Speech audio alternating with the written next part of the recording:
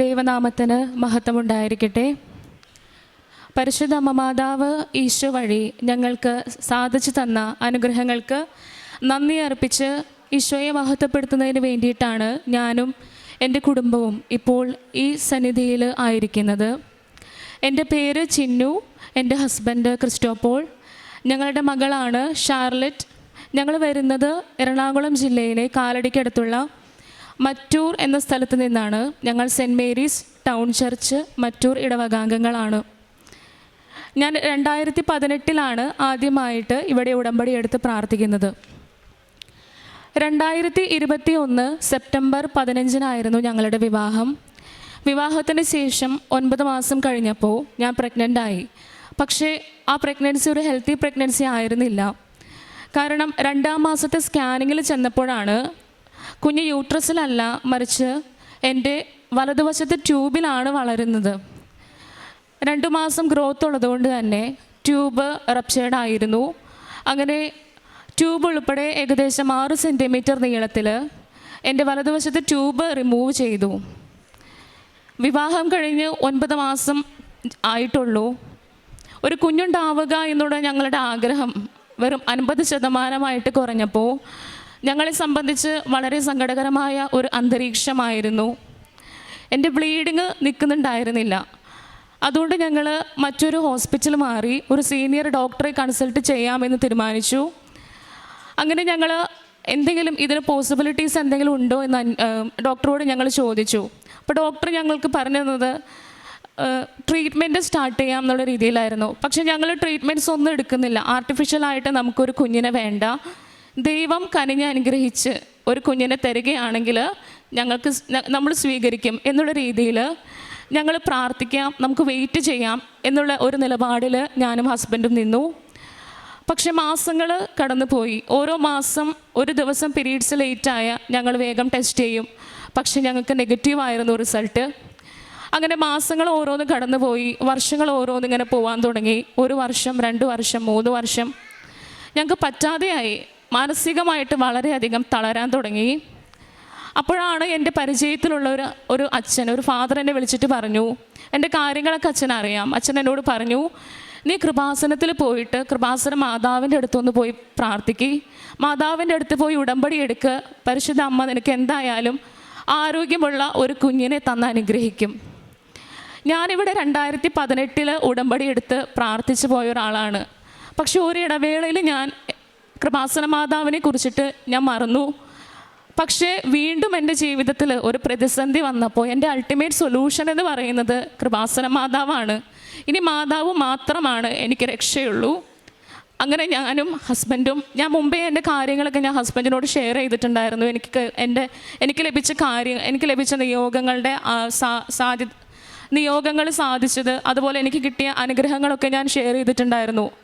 അതുകൊണ്ട് ഞങ്ങൾ 2 പേരും പ്രാർത്ഥിച്ച് ഒരുങ്ങി കുമ്പസാരിച്ച് 2024 മെയ് മാസം 24-ാം തീയതി ഇവിടെ വന്ന് ഉടമ്പടി എടുത്തു. കൃപാസന മാതാവ് യഥാർത്ഥത്തിൽ സഞ്ചാരി മാതാവ് തന്നെയാണ്. കാരണം മാതാവ് ഞങ്ങളുടെ കൂടെ വന്നു. ഞങ്ങളുടെ ആത്മീയ ജീവിതം ഞങ്ങൾ അറിയാതെ തന്നെ പരിശുദ്ധ മാതാവ് ഉയർത്തുകയായിരുന്നു. പ്രത്യേകിച്ച് പറയുകയാണെങ്കിൽ പ്രത്യക്ഷീകരണ പ്രാർത്ഥന ഞങ്ങൾ ഒരുമിച്ച് ചൊല്ലും. ഉടമ്പടി തൈലം പരസ്പരം കുരിശടയാളം വരച്ച് പ്രാർത്ഥിക്കും. അതുപോലെ നേർച്ച വസ്തുവായ ഉപ്പ് ഞങ്ങൾ ഉപയോഗിക്കും. പ്രത്യേകിച്ച് എടുത്തു പറയേണ്ടത് ഉടമ്പടി ധ്യാനമായിരുന്നു.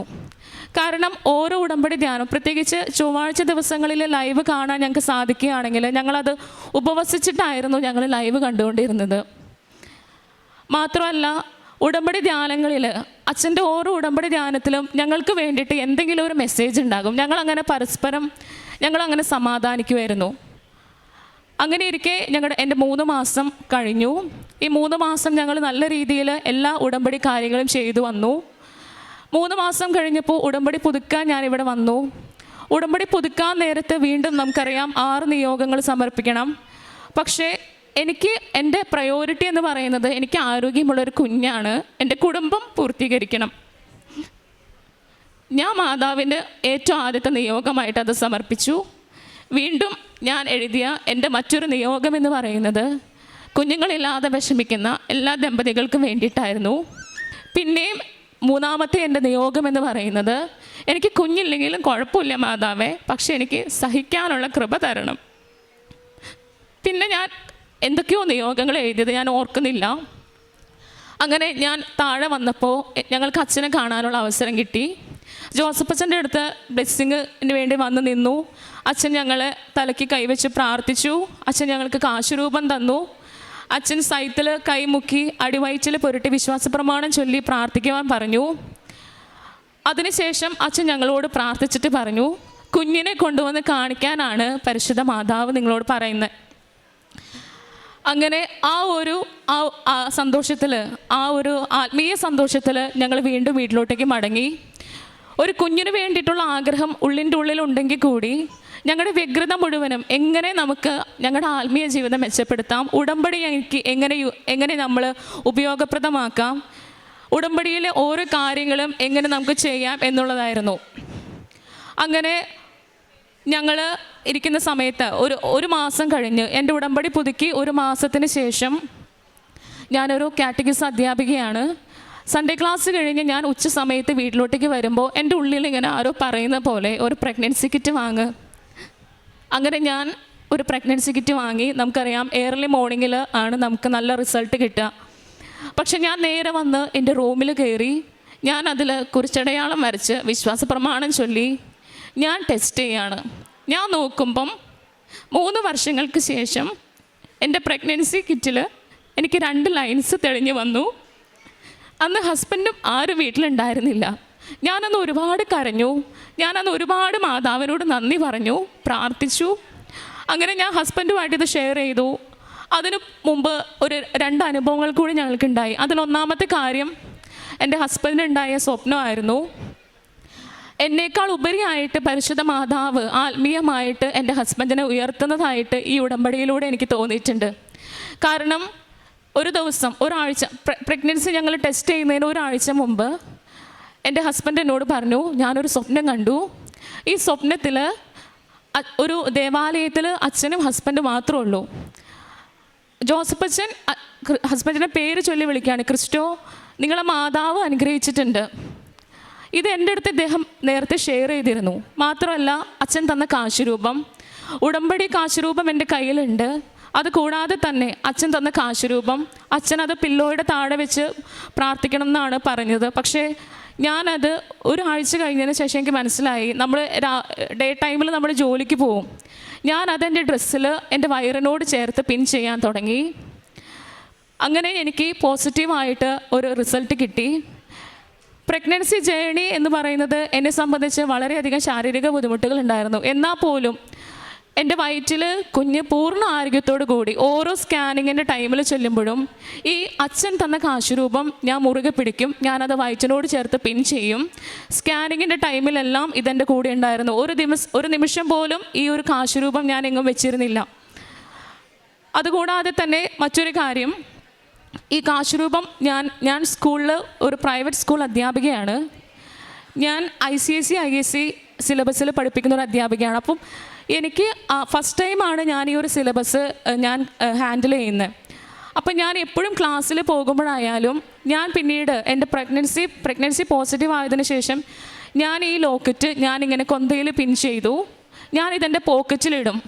എനിക്ക് എന്തെങ്കിലും ഒരു ബുദ്ധിമുട്ടുകൾ വരുമ്പോൾ എൻ്റെ ലോക്കറ്റിൽ ഞാൻ മുറുകെ പിടിക്കും. മാതാവിനോട് ഞാൻ പറയുമായിരുന്നു.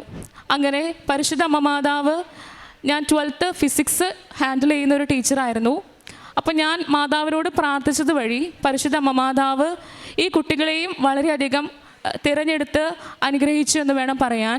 അവർക്ക് എല്ലാവർക്കും 2025 എക്സാമിനേഷന് ഉന്നത വിജയം നൽകി. അതും എൻ്റെ സബ്ജക്റ്റ്, നമുക്കറിയാം ഫിസിക്സ് വളരെ ബുദ്ധിമുട്ടേറിയ ഒരു സബ്ജക്റ്റ് ആണെങ്കിൽ കൂടി വളരെ എളുപ്പമുള്ള ഒരു പരീക്ഷയാക്കി അതിനെ മാറ്റി. മാത്രമല്ല ഉന്നത വിജയത്തോടെ എല്ലാ കുഞ്ഞുങ്ങളും പാസ്സായി. അങ്ങനെ എൻ്റെ 9 മാസം പ്രഗ്നൻസി ജേണി കഴിഞ്ഞു. 2025 ജൂലൈ മാസം 16-ാം തീയതി തിരുസഭ കർമ്മല മാതാവിൻ്റെ തിരുനാൾ ആഘോഷിക്കുന്ന ദിവസം പരിശുദ്ധ അമ്മ മാതാവ് ഞങ്ങൾക്ക് പൂർണ്ണ ആരോഗ്യമുള്ള ഒരു പെൺകുഞ്ഞിനെ നൽകി അനുഗ്രഹിച്ചു. കുഞ്ഞിനെ ഞങ്ങൾ ഷാർലറ്റ് മറിയം പോൾ എന്നാണ് പേരിട്ടിരിക്കുന്നത്. പരിശുദ്ധ അമ്മയോടുള്ള സ്നേഹത്തിൻ്റെ സൂചകമായിട്ട് ഞങ്ങൾ മറിയം എന്ന് അവൾക്ക് പേരിൽ ചേർത്തിട്ടുണ്ട്. മറ്റൊരു കാര്യം പറയാനുള്ളത് ഞങ്ങളുടെ ആത്മീയ ജീവിതത്തിലുണ്ടായ മാറ്റമാണ്.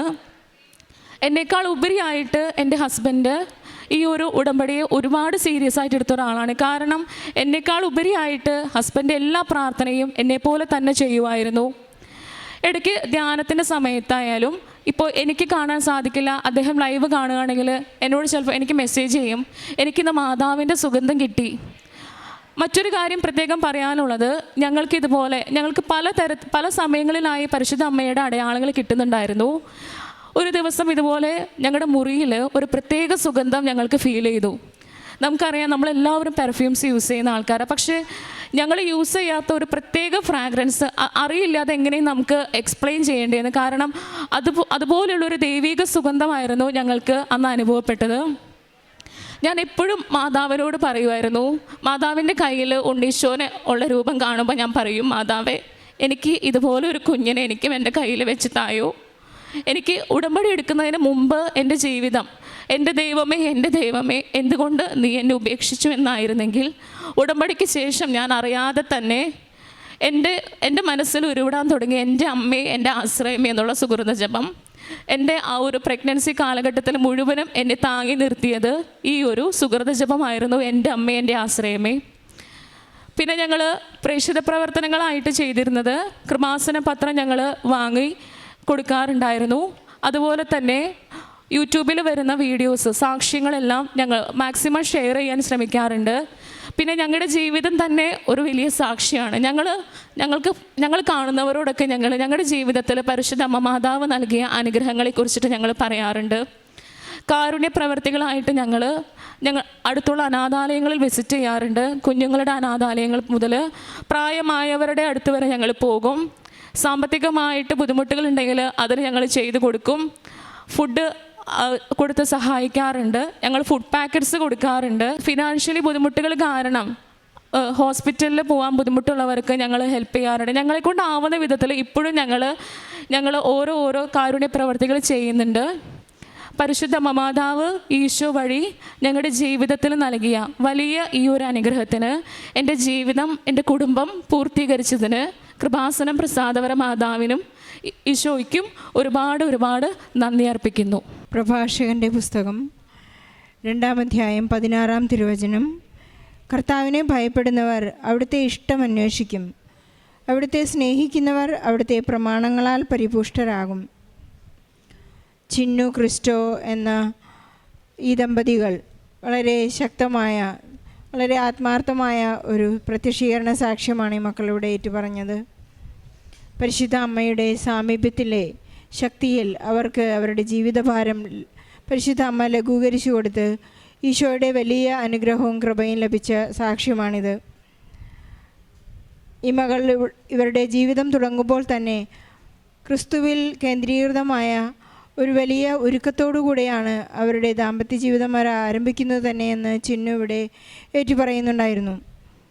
അവരുടെ ജീവിതം തുടങ്ങിയപ്പോൾ, വിവാഹത്തിന് ശേഷം 9 മാസം കഴിഞ്ഞപ്പോൾ അവർക്ക് ഒരു ട്യൂബ് ശിശുവിനെ ലഭിക്കുകയുണ്ടായി. അവർ പ്രഗ്നൻ്റ് ആണെന്നറിഞ്ഞു. പക്ഷേ ആ കുഞ്ഞിനെ അവർക്ക് ലഭിക്കുക സാധ്യമായിരുന്നില്ല. അതിനുശേഷം വളരെ സങ്കടത്തോടെ ഓരോ പ്രാവശ്യവും ഇവിടെ വന്ന് പ്രാർത്ഥിച്ചു. ഉടമ്പടിക്ക് മുൻപ് ഈ മകളുടെ പ്രാർത്ഥന, പരിശുദ്ധ അമ്മയുടെ കയ്യിൽ ഉണ്ണീശോ ഇരിക്കുന്നത് കാണുമ്പോൾ എനിക്കും ഇങ്ങനെ ഒരു കുഞ്ഞിനെ നൽകണമെന്നുള്ള വലിയ സങ്കടത്തോടു കൂടിയുള്ള പ്രാർത്ഥനയായിരുന്നു. എപ്പോഴും പരിശുദ്ധ അമ്മയുടെ നാമം ഉച്ചരിച്ചുകൊണ്ട് ഒരു സുഹൃതം ഏറ്റുപറഞ്ഞുകൊണ്ട്, എൻ്റെ അമ്മേ, എൻ്റെ ആശ്രയമേ, എൻ്റെ ആശ്രയം അമ്മ മാത്രമാണെന്നുള്ള ഒരു വലിയ കരച്ചിലോടുകൂടി വളരെ സങ്കടത്തോടു കൂടിയുള്ള ഒരു പ്രാർത്ഥനയോടുകൂടി ഈ മകൾ ഉടമ്പടി ജീവിതം മുന്നോട്ട് നയിക്കുമ്പോൾ വളരെ പ്രത്യാശയോടുകൂടി അവർ പ്രാർത്ഥിച്ചു. അവർക്ക് IVF അല്ലെങ്കിൽ ശാസ്ത്രീയമായ എല്ലാ കാഴ്ചപ്പാടുകളോടും അവർ വേണ്ടെന്ന് വെച്ചു. അവർ കൃത്യമായും ഈശോയിൽ ശരണപ്പെട്ടു തന്നെ യാതൊരു ആർട്ടിഫിഷ്യാലിറ്റിയും ഞങ്ങളുടെ ജീവിതത്തിൽ ഇനി ഞങ്ങൾക്ക് വേണ്ട എന്നുള്ള വലിയ ഒരു നിലപാട് ഉടമ്പടി ജീവിതത്തിലൂടെ അവർക്ക് കൈവന്നു. ബഹുമാനപ്പെട്ട ജോസഫ് അച്ഛൻ്റെ കൈവെപ്പ് ശുശ്രൂഷ സ്വീകരിച്ചപ്പോൾ അവർക്ക് ലഭിച്ച ഒരു ആശീർവചനം അതായിരുന്നു, നിങ്ങൾ കുഞ്ഞിനെ കൊണ്ടുവന്ന് ഈ ആലയത്തിലേക്ക് വരണം. അതൊരു അഷുറൻസ് ആയിരുന്നു അവർക്ക് കുഞ്ഞിനെ ലഭിക്കുമെന്നുള്ളത്. അതുപോലെ തന്നെ എപ്പോഴും അവർ പ്രാർത്ഥനയിൽ ഇവരുടെ ഉടമ്പടി ജീവിതം വളരെ കൃത്യമായി അവർ പാലിച്ചു. അതിൻ്റെ ഫലമായി അവർക്ക് ആരോഗ്യമുള്ളൊരു കുഞ്ഞിനെ കർമ്മല മാതാവിൻ്റെ തിരുനാൾ ദിവസം ജൂലൈ 16 അവർക്ക് കുഞ്ഞിനെ ലഭിക്കുകയും അവർക്ക് എപ്പോഴും പരിശുദ്ധ അമ്മയുടെ സാമീപ്യം സുഗന്ധാഭിഷേകത്തിലൂടെയും സ്വപ്നദർശനത്തിലൂടെയും അവർക്ക് ലഭിച്ചുകൊണ്ടിരുന്നു. അതിനർത്ഥം പരിശുദ്ധ അമ്മ അവരുടെ കൂടെ, സഞ്ചാരി മാതാവ് അവരുടെ കൂടെ സഞ്ചരിച്ചു എന്നുള്ളതാണ്. നമ്മുടെ ഏതൊരു ജീവിതാവസ്ഥയിലും നമ്മുടെ ഉടമ്പടി വളരെ കൃത്യമാണെങ്കിൽ, പക്കയാണെങ്കിൽ, പരിശുദ്ധ അമ്മ അവർക്ക് എപ്പോഴും നമുക്ക് ഓരോരുത്തർക്കും കൃത്യമായ സന്ദേശങ്ങൾ നൽകിക്കൊണ്ടിരിക്കും. ചിന്നുവിൻ്റെയും ക്രിസ്റ്റുവിൻ്റെയും ജീവിതത്തിൽ അവർക്ക് ലഭിച്ചത് തന്നെയാണ്. ഒരു കുഞ്ഞിനെ ലഭിച്ചതോടൊപ്പം തന്നെ അവരുടെ ജീവിതത്തെ വളരെ ആത്മാർത്ഥമായ അവരുടെ പ്രാർത്ഥനയുടെ ഫലമായി കുഞ്ഞിനെ ഈശോയിലൂടെ വളർത്താനും പരിശുദ്ധ അമ്മയുടെ മാർഗദർശനങ്ങളെല്ലാം കൃത്യമായി ഏറ്റുവാങ്ങുവാനുള്ള ഒരു കൃപ അവർക്ക് ലഭിച്ചു. അതുപോലെ തന്നെ അവരുടെ ധ്യാനം കൂടിക്കൊണ്ടിരുന്നപ്പോഴെല്ലാം ഒരു പ്രത്യേക ജീവിതാനുഭൂതി, ഒരു നല്ല സുഗന്ധാഭിഷേകത്തിലുള്ള പരിശുദ്ധ അമ്മയുടെ സാമീപ്യം അവർക്ക് അനുഭവിക്കാൻ സാധിച്ചു. ബഹുമാനപ്പെട്ട ജോസഫ് അച്ഛൻ നമ്മെ എപ്പോഴും ഓർമ്മിപ്പിക്കുന്നുണ്ട്, നിങ്ങളെപ്പോഴും പ്രബോധനങ്ങൾ ശ്രവിക്കണം, ധ്യാനങ്ങൾ കൂടിക്കൊണ്ടിരിക്കണം. അപ്പോഴാണ് നമുക്ക് കൃത്യമായിട്ടുള്ള ധ്യാനത്തിൻ്റെ ഉടമ്പടിയുടെ അപ്ഡേറ്റുകൾ ലഭിച്ചുകൊണ്ടിരിക്കുക. നമ്മൾ എപ്പോഴൊക്കെ ഉടമ്പടി ഉഴപ്പിയോ അപ്പോഴൊക്കെ നമുക്ക് ഈശോയിൽ നിന്ന് അകന്നു പോകാനുള്ള ഒരു പ്രവണത ഉണ്ടാകാൻ സാധ്യതയുണ്ട്. നമുക്കെപ്പോഴും കൃപയിൽ ജീവിക്കുവാൻ നാം എപ്പോഴും ഡെയിലി ബ്രെഡ് കൂടണം, ധ്യാനങ്ങൾ കേട്ടുകൊണ്ടിരിക്കണം എന്ന് അച്ഛൻ പറയുന്നതിൻ്റെ അർത്ഥം അതാണ്. നമുക്കെപ്പോഴും വിശ്വസ്തരായിരിക്കാം. വിശ്വസ്തതയാണ് നമ്മെ എപ്പോഴും ഉടമ്പടി നമ്മുടെ വിശ്വസ്തതയുടെ മാറ്റുരച്ച് നോക്കുന്നത് നാം ഉടമ്പടിയിൽ അത്രമാത്രം ഇൻവെസ്റ്റ്മെൻറ്റ് ഇട്ട് കൊടുക്കുന്നു എന്നുള്ളതിലാണ്. നമ്മുടെ കാരുണ്യപ്രവൃത്തികളിലൂടെയും പ്രേക്ഷിത പ്രവർത്തനത്തിലൂടെയും ഈശോ ക്രിസ്തു കൈമാറ്റം നടന്നിട്ടുണ്ടെങ്കിൽ കൃത്യമായും ക്രിസ്തു നമ്മിൽ രൂപപ്പെടുമെന്ന് നമുക്ക് ഉറച്ചു വിശ്വസിക്കാം. ചിന്നുവിനും ക്രിസ്റ്റോയ്ക്കും കുഞ്ഞിന് ലഭിച്ച എല്ലാ അനുഗ്രഹങ്ങൾക്കും ഈശോയ്ക്കും പരിശുദ്ധ അമ്മയ്ക്കും നന്ദി പറഞ്ഞുകൊണ്ട് നല്ല ഒരു കയ്യടിയോടെ ഈ സാക്ഷി നമുക്ക് സമർപ്പിക്കാം. അത്യപൂർവ ദൈവാനുഭവങ്ങൾ ഇനി നിങ്ങൾക്കും സ്വന്തം. ഈ യൂട്യൂബ് ചാനൽ ഇതുവരെ സബ്സ്ക്രൈബ് ചെയ്തിട്ടില്ലെങ്കിൽ ഇപ്പോൾ തന്നെ സബ്സ്ക്രൈബ് ചെയ്യുക. ഈ വീഡിയോ ഇപ്പോൾ തന്നെ നിങ്ങളുടെ സുഹൃത്തുക്കൾക്ക് ഷെയർ ചെയ്തുകൊണ്ട് കർത്താവിൻ്റെ പ്രേക്ഷിതരാകുക.